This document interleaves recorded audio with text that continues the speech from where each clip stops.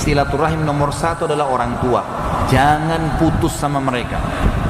Kalau antum orang tuanya di luar sana, di Jawa, di Sulawesi, kontak teman-teman sekalian. Masa antum kalau telepon sama teman bisa setengah jam ngobrol, tapi kalau sama orang tua 1 menit pun kita buru-buru.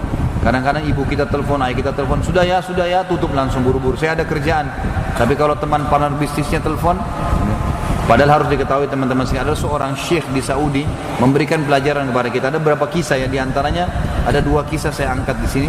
Yang satu teman-teman sekalian ini lagi pengajian kayak sekarang kita ini.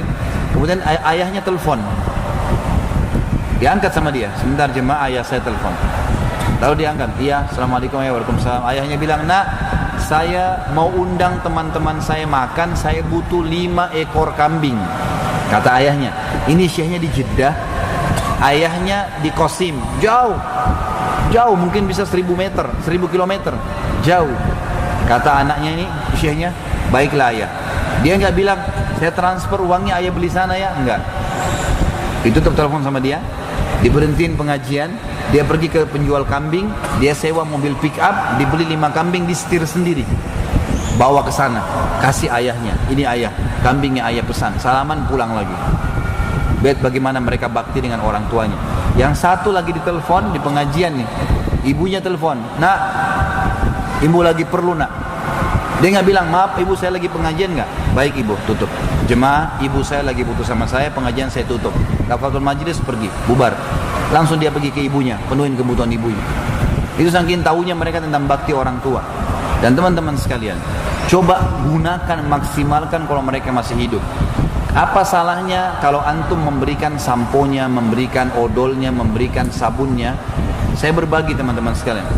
Saya punya ayah, alhamdulillah sekitar 80 tahun masih hidup di Makassar ya. Saya sangat bersyukur karena beliau masih hidup. Ibu saya sudah meninggal dari tahun 79. Saya masih 4 tahunan waktu itu. Tapi yang jelas ayah saya alhamdulillah masih ada. Dan saya setiap hari berusaha untuk telepon. Walaupun cuma sebentar, 1-2 menit saja. Antum coba telepon sehari, semenit 2 menit telepon. Assalamualaikum, salam, baik ayah, baik.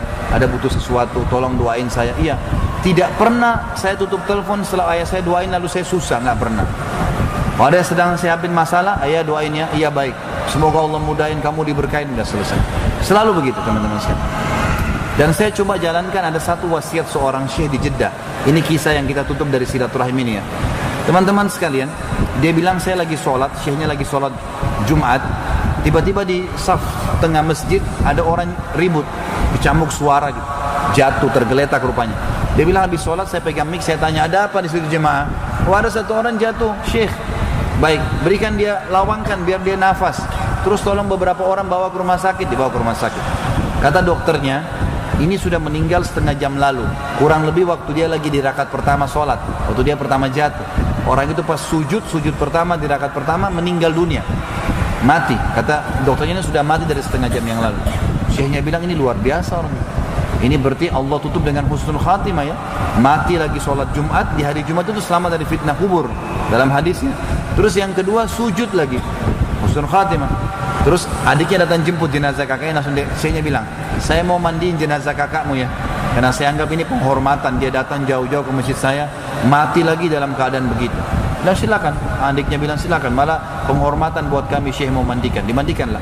Setelah dimandikan jenazah kakaknya, malam takziahnya, karena sunat takziah 3 hari, menghibur keluarga yang sedang sedih, maka syekhnya bilang pada adiknya, apa sih perilaku kakakmu sampai Allah tutup, meninggal hari Jumat lagi sujud lagi.